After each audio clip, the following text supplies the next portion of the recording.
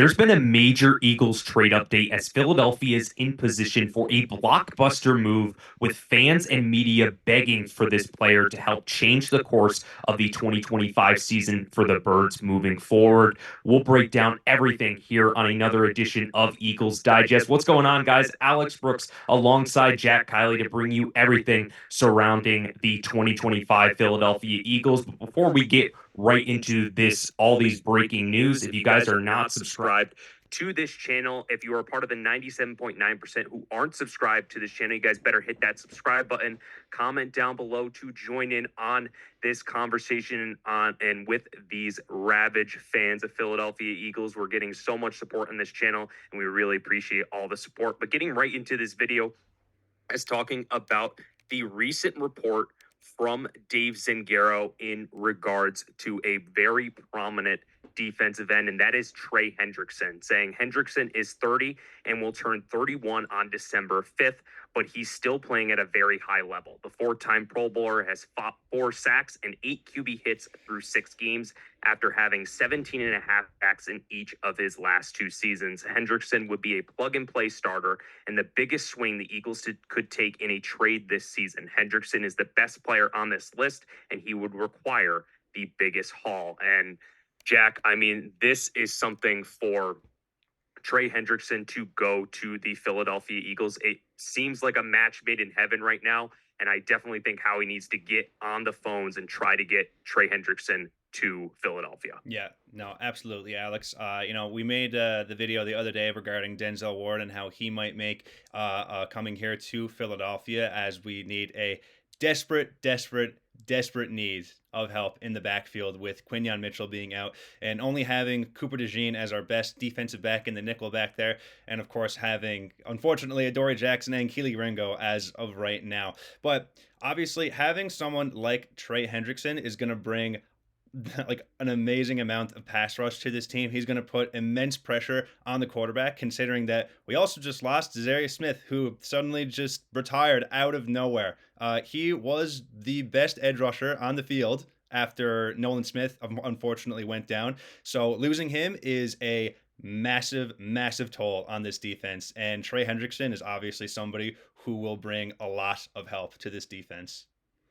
Yeah, a lot of help to this defense. With the Eagles defense right now, they're ranked 26th in the league in sacks. They ranked 13th last year, and they were tied for first forced fumbles in 2024, 17th this year. So having a guy who can force fumbles and get sacks like Trey Hendrickson would be a huge addition. And I wanted to give to you guys, the fans, a mock trade in regards to Trey Hendrickson coming to the Philadelphia Eagles. You see it right here. The Eagles receive Trey Hendrickson, and the Bengals, they receive the 2nd round pick of 2026 for the Philadelphia Eagles and a 5th round pick from the Birds. So it'd be Trey Hendrickson going to the Eagles and a 2nd round pick and a 5th round pick going to Cincinnati. Definitely think that this is a premium to pay for a guy like Trey Hendrickson, because you got to remember, he is only on a 1-year deal. So the Eagles are not going to give up a 1st round pick for a guy who is turning 31 and on a 1-year deal. So they're going to have to pay a little bit more, which would be a 2nd round pick and a 5th round pick. But there would be no way, Jack, that I would, if I'm Howie Roseman, giving a 1st round pick for a guy who is turning 31 and only on a 1-year deal. No, absolutely. Howie Roseman's been known as one of those GMs that is, very picky with his money on who he picks. I know a lot of Eagles fans are probably a little upset right now given the situation with the DBs, and we see that Isaiah Rodgers is absolutely balling out there in Minnesota, and obviously seeing him do that and watching us here struggle in the backfield is a very hard watch. But Trey Hendrickson is, in my opinion, he's a top 5 edge rusher in the league right now. He has been for the past 4 years. I think that getting a player like him and retaining him is obviously really important, especially since we're kind of thin at depth at the edge rusher position. So I think if a trade did happen to come through and he does come to Philadelphia, I think there would be a conversation on possibly extending him, because there's tons of examples of edge rushers kind of being having a lot of longevity at this position. J.J. Watt had a lot of longevity. Reggie White, who of course is a former Eagle, had a lot of longevity. So, in rare cases, I think that paying somebody who is on the verge of turning 30, which is very old in football years, can work out in some cases. Yeah, and when you're looking at this defense right now, I think the number one thing we've seen just talking off air is that this defense doesn't have any swagger to it. It just seems like it's just expecting to do well like they did in 2024. But the thing is, with the 2024 team, they had a mix of veterans and a mix of rookies. So all those guys were just meshing together in Vic Fangio's system. This year, Howie Roseman thought, hey, we're going to let these guys like Jalen Hunt, like Nolan Smith, who's on the IR right now, and other guys to just plug and play and expect some production. Well, that philosophy and that mindset is out the window because Jalen Hunt has not been the guy that the Eagles are expecting this year. So they're going to have to go with someone like Trey Hendrickson or another guy who they want to bring in to add that swagger back. And I think for the Eagles defense, just, with everything that's going on with their problems with the Giants last week and just everything around it, it just was something that was I couldn't expect. Like going into that game, I really couldn't expect the Eagles defense to let a rookie quarterback, Jackson Dart, who's only started, I believe that was his third game started. So him having that limited experience and doing so well against an Eagles team, against the defending Super Bowl champions, there's no excuse for that. And I think it's going to be a punch in the gut for the Eagles. Vic Fangio has to come back and he has to make sure that he can get these guys going for Minnesota, Jack. Yeah, absolutely. No, watching that Giants game, I don't even like talking about it, Alex. To be honest with you, it kind of makes me a little frustrated. Jackson Dart, that was only his third start in the NFL, and he was carving up that defense like it was nobody's business. That offense put up 5 touchdowns on the Philadelphia Eagles, who's supposed to be one of the best defenses in the NFL.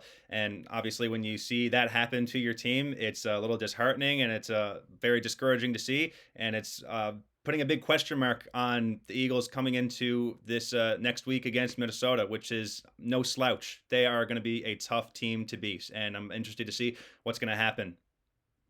And I think that's a good segue because Brian Flores is one of the best defensive coordinators in the NFL.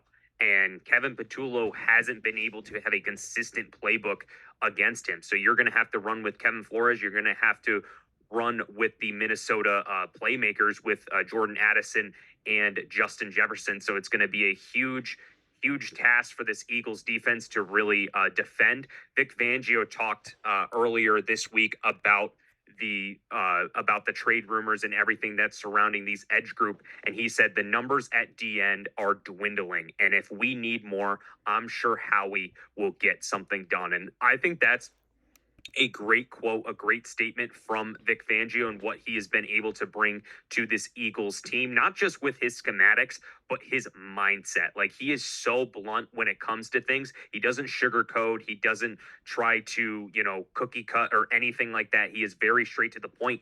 If the DNs are not working out, we're going to have to get some more. That's the same way with the corners, with the Dory Jackson going to be starting. You want to go in a different direction, but you only have the players that are in your locker room. You can't get more unless Howie is going to get on the phones and get some more. So, I mean, I definitely think that there's something with this DN group that just needs a little bit of a spark.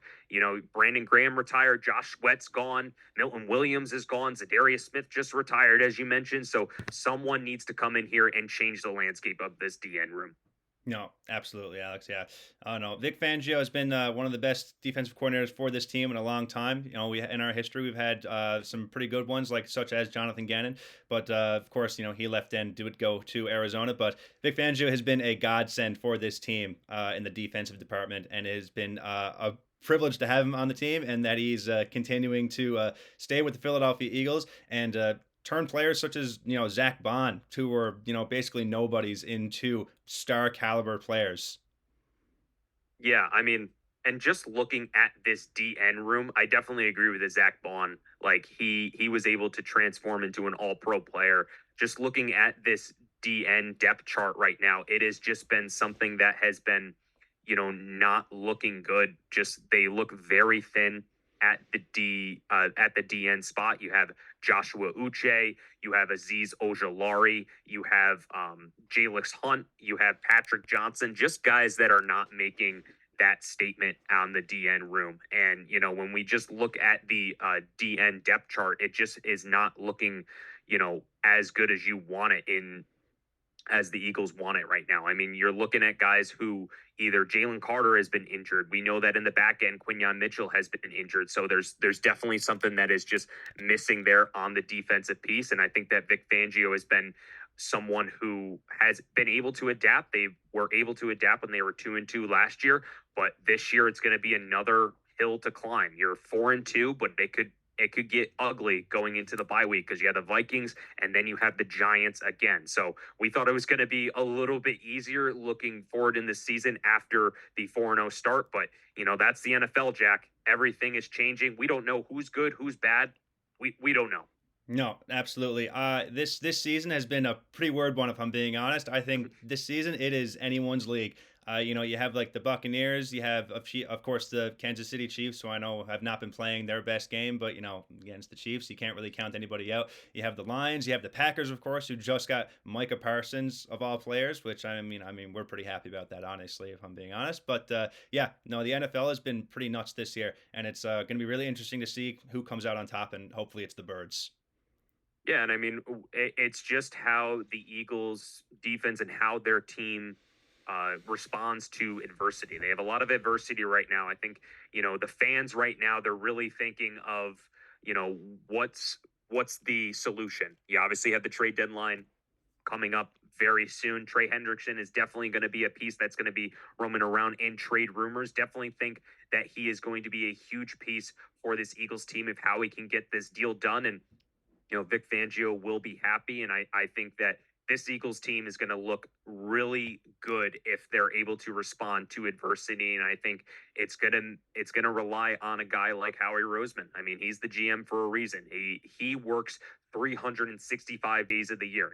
When the edge rushers weren't doing good, they brought in Zadarius Smith. Obviously, he retired, but when the returners and the special team wasn't working, Howie Roseman was the one who made the call and get the guys in this room. It's not, his fault that if the players are not performing, he just got to get more players and got to get more veteran players who can really help this defense flourish. No, yeah, exactly. And just to speak on something about the defense that I think might help, in specifically, since we're so thin at the defensive back position, I think something that might help out the Eagles a little bit is maybe converting when we get Nakobe Dean back, of course, who has been injured when he got hurt in the wild card game of last year. I think converting the team to a more 4-3-4 defense would be pretty nice adjustment, considering that Nakobe and Jihad and Zach Bond, I think that would be probably the best coverage linebacker duo in the NFL. I know it's not a most common defensive set to have in today, but teams like Kansas City use it with Leo Chanel, and the Detroit Lions use it as well with Malcolm Rodriguez and Alex Anzalone. I think it's a pretty efficient and effective way to use the defense. So maybe that's something to look at heading into this week against the Vikings, or perhaps maybe a little later into the season after the trade deadline. Just something to kind of throw out there, of course, because it is just not looking good with this defensive backfield at the moment. It is thin and it's ugly to watch. And wouldn't that be something if Vic Fangio just mid-season he just goes from a 3-4 defense all the way to a 4-3 base defense? He would really throw everybody off, and that would help the Philadelphia Eagles out so much this season. But that's going to do it for another edition of Eagles Digest. Appreciate everyone tuning in. Let us know what your comments are surrounding Trey Hendrickson and this Eagles defense. We want to know what you guys are thinking about. Again, subscribe, comment down below, join in on these great group of Eagles fans. Hope you guys have a great rest of your night, and go Birds and fly Eagles fly.